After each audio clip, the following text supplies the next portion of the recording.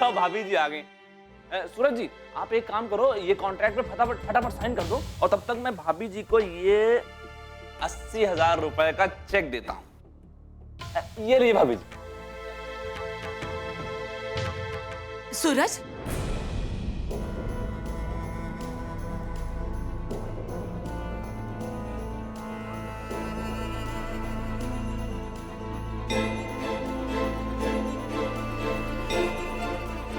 सिंह जी, दुनिया की बड़ी सी बड़ी कीमत भी हमारे छोरे के हाथ की कड़छी का मोल न लगा सके।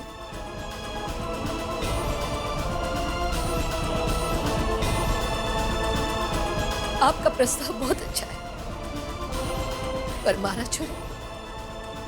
छोरा ये प्रस्ताव स्वीकार नहीं कर सके।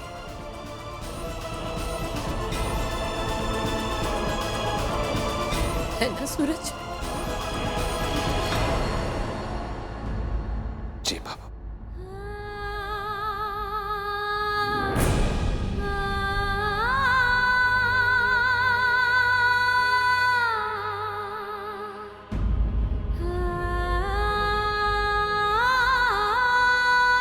चल बेटा, अपनी दुकान संभाल। रबड़ी चली भी पड़ा, दुनिया में मिठास बांट बेटा। आज जिसी बेस्वाद रबड़ी तूने जिंदगी में कभी न बनाई मारा छोरा।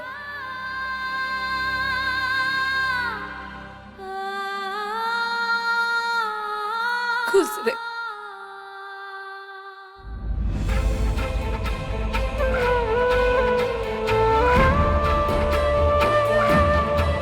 अरे सूरज जी अगर आपको कोई प्रस्ताव मंजूर ना हो तो 1 लाख का चेक देता हूं।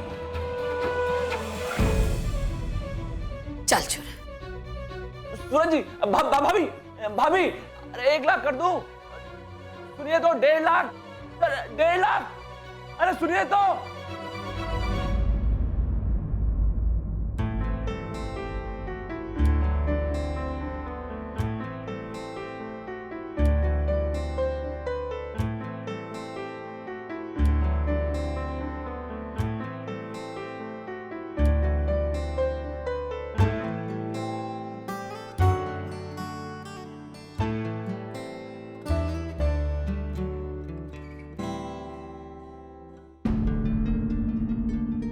क्या हुआ? तुम लोग खा क्यों नहीं रहे हो? अरे इतने अच्छे अच्छे पकवान सामने हैं और तुम लोगों ने अपने हाथ खींच लिए हैं? क्यों? सब कुछ खाने का मन ही नहीं कर रहा। दिवाली का सारा मजा खराब हो गया। भाई दिवाली पर लोग लक्ष्मी मैया को अपने घर पे लाने के लिए उपाय करते हैं, और हमारे घर पे आई हुई लक्ष्मी माता को आपने वापस लौटा दिया भैया। मैं माना हम छोटे हैं, पर एक बार हमारी राय तो ले लेते हैं। अरे आपसे राय क्यों लेंगे? राय तो जरूर ली होगी। जेठ जी बिना सलाह के कोई काम को नहीं करे हैं, और जब इतनी होशियार समझदार पत्नी साथ में हो तो फैसला कैसे कोई गलत हो सके है।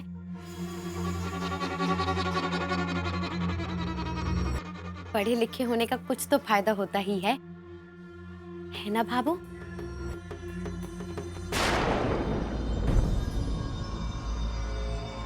सूरज भैया, अगर सच कहूं तो मुझको तो ये मनमानी लगती है। रे भाई अब तो खीर भी फीकी लग रही है। मुझे तो हैरानी इस बात की हो रही है कि अभी आपने ये सलाह दी कैसे।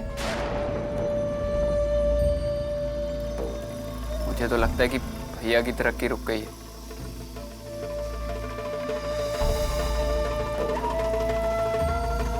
सही कहा तूने छोरा। तुम लोगों की नजर में तो नोटी बटोरना ही तरक्की हो गए। इसके आगे तो तुम लोगों ने कभी झांक कर भी ना देखा होगा। ठीक कहा ना मैंने? तुम सब लोग बड़े हो गए हो, पर सिर्फ कद से। रे समझदारी में और घर चलाने में तुम लोग कभी भी सूरज की बराबरी ना कर पाओगे।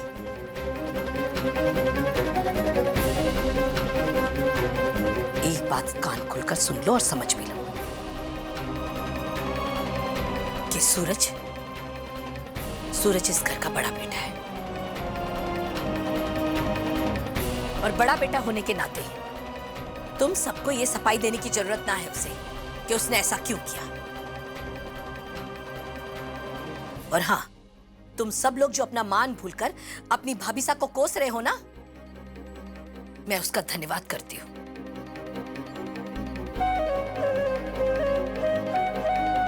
कि उसने पैसों की जगह अपनी भाभो के दिल के दर्द को समझा, उसके दर्द को महत्व दिया।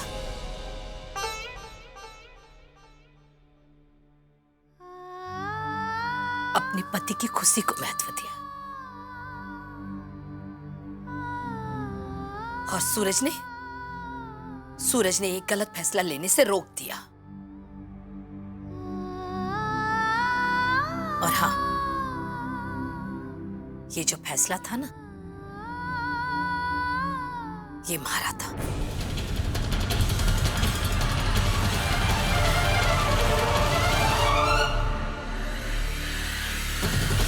बेननी, इनकी बातों पर ध्यान न दे।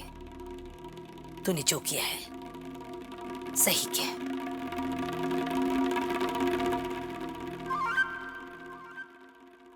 ला, सब्जी दे मने।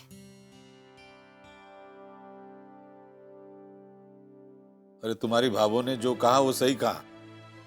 अब खाना खा लो। जी अब आप भी खा ही लीजिए। मोहित भैया आप भी।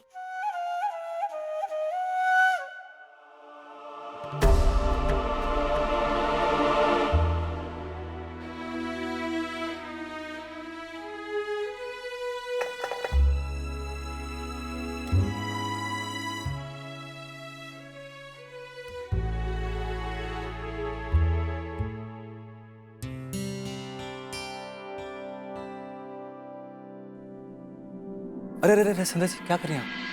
मेरे पैर मत छुइए।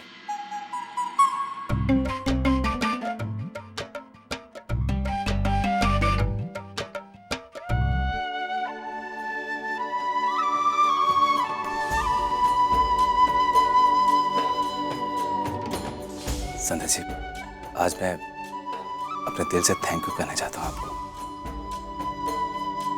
आज आपने बहुत बड़ी खुशी भी दी है मुझे, और एक बहुत बड़ा जिंदगी भर ना उतरने वाला बोझ भी मेरे पे चढ़ने से बचा लिया।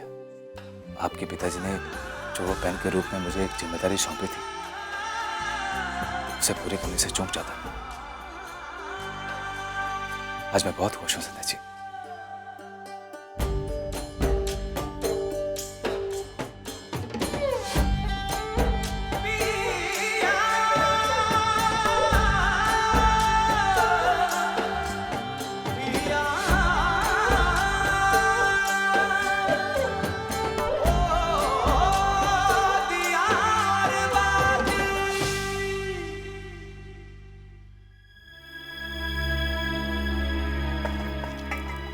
अभी भी आप कुछ सोच रहे हैं क्या संध्या जी?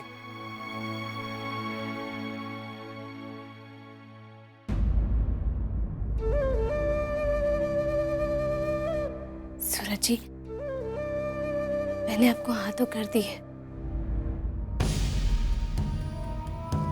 पर सच पूछिए तो मैं अभी भी ये तय नहीं कर पाई हूँ कि मैंने ये सही किया या गलत।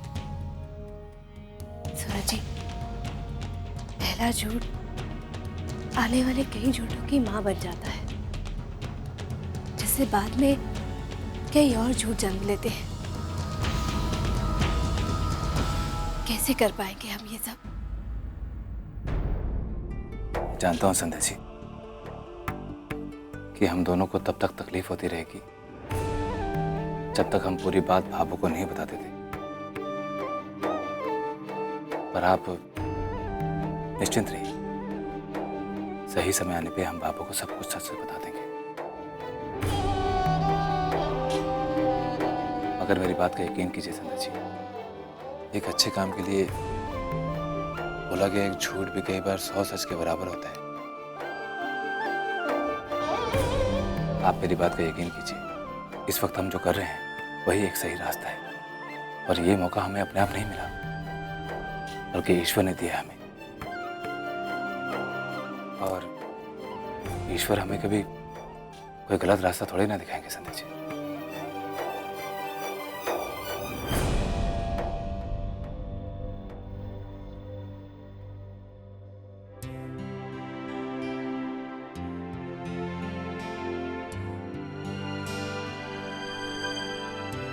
तेरी कृपा राम जी,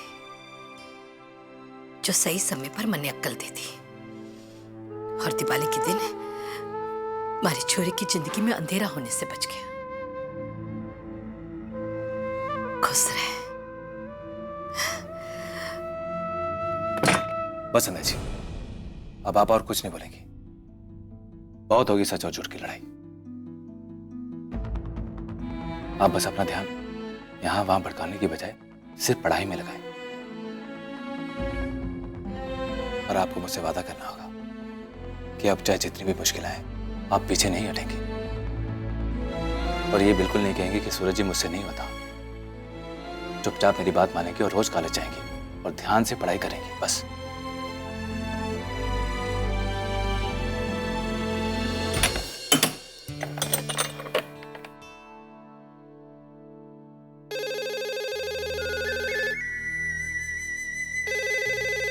इस वक्त किसका फोन हो सके?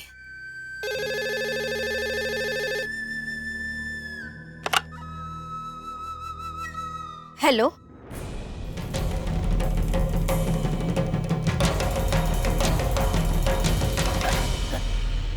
धोख दी हूँ मासा। हाँ जी। जी क्यों नहीं, घर को काम है। हम सब जरूर आएंगे। हाँ जी, धोख दी हूँ।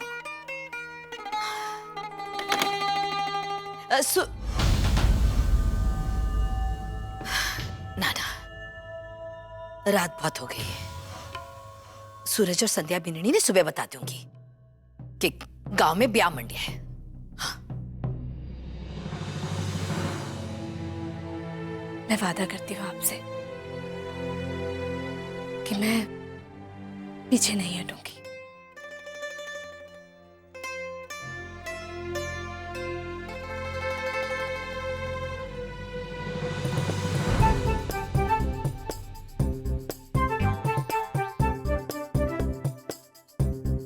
सूरज जी, मैच खेल देती हुई।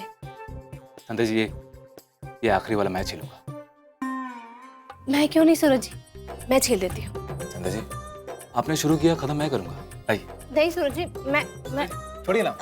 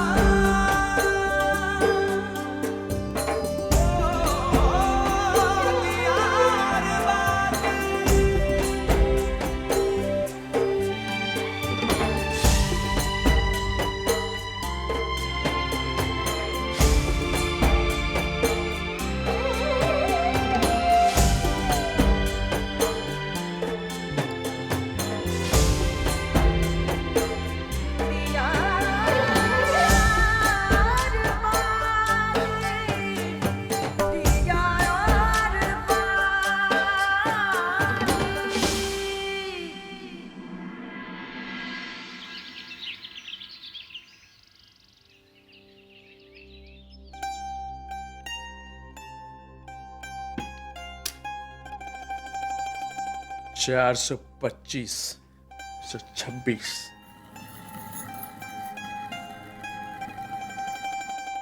ये लीजिए जेठ जी।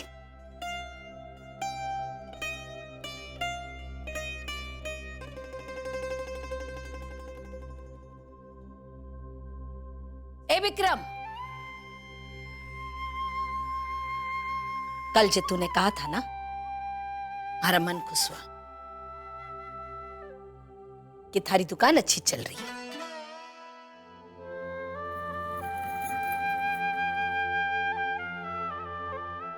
छोरा, पिछली बार थारी बुआ की बड़ी बेटी के ब्याह में सूरज ने मायरा भरा था। हाँ, अब सूरज भैया हैं इतने अच्छे बाबू, है ना? अब की बार तू भर देना। हाँ? क्या? है? रे मायरा, तू भर देना। हाँ, भर दूंगा ना बाबू। मैंने मना कब किया? है? पर पहले शादी तो करीब आने दे।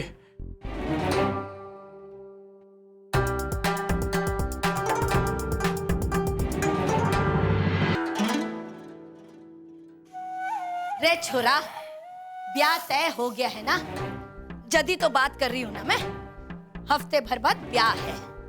रे कल रात में मासा का फोन आया था, थारी बुआ की लाडली पोती का ब्याह हफ्ते भर बाद होना है।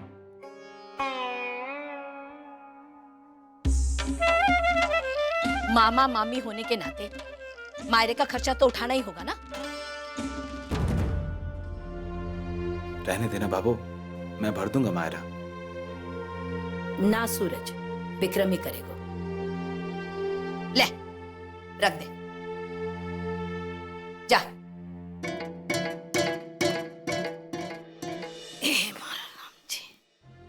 सारी तैयारियां करके 2-3 दिन में निकलना ही पड़ेगा।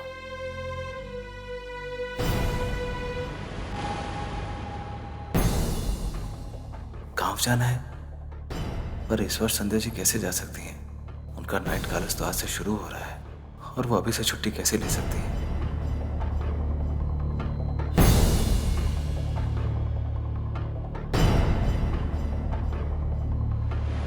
यूं समझो कि ब्याह तो सिर पर पैर देकर ही खड़ी है। अब तक तो खरीदारी ना हुई है, ना लेन देन का सामान बढ़ा है।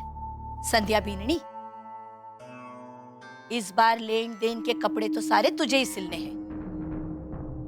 वहां सबने पता तो चले कि हमारे घर की बड़ी बीननी घर गृहस्थी का काम सीख रही है, वो भी हमारी निगरानी में।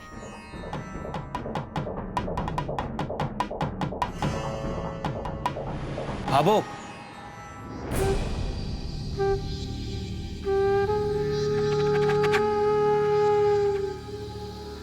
भाबो, एक जरूरी बात करनी थी।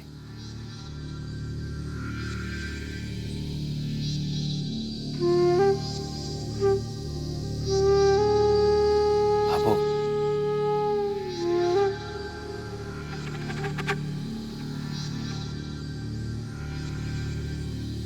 बोल। भाबो, अगर संध्या ब्याह में ना जाए तो?